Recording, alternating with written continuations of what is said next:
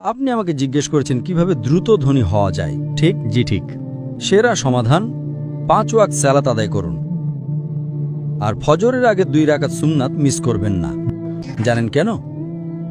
মানুষ যখন বিশ্বের টপ 10 জন ধনী ব্যক্তির লিস্ট করে, যুবক মানুষেরা থামুন ভাই, আমাকে উত্তরটা দিতে দেন। আমি উত্তর দিচ্ছি, আপনি বলছেন যুবক মানুষ। কি জানেন শীর্ষ 10 জন ধনী ব্যক্তির তালিকায় 4 নম্বরে বিল গেটস, 3 নম্বরে জেফ বেজোস, 2 নম্বরে এলন মাস্ক, 1 নম্বরে কে?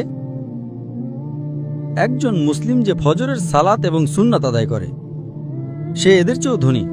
কারণ নবী সাল্লাল্লাহু আলাইহি ওয়াসাল্লাম বলেছেন যে ফজরের 2 রাকাত সুন্নাত পৃথিবী এবং এর মধ্যে যা কিছু আছে তার চেয়েও বেশি মূল্যবান। মানুষ এসে বলে, আমি 4 ওয়াক্ত পড়ি, ফজর সালাত মিস করি। আমি বললাম, কেন? আমি সকালে উঠতে পারি না, অন্য সব সালাত সময় মতো পড়ি, ফজর আমি উঠতে পারি না। তো আমি তাকে বললাম, আপনি তো একজন ব্যবসায়ী, ধরুন আমি আপনাকে বললাম কাল সকাল ভোরে 5টায় একটা ব্যবসার ডিল আছে যেখানে আপনি $1 মিলিয়ন পাবেন, আপনি কি সেই ডিলে যাবেন? আপনি বললেন হ্যাঁ, কিন্তু আপনি তো সকালে উঠতে পারেন না।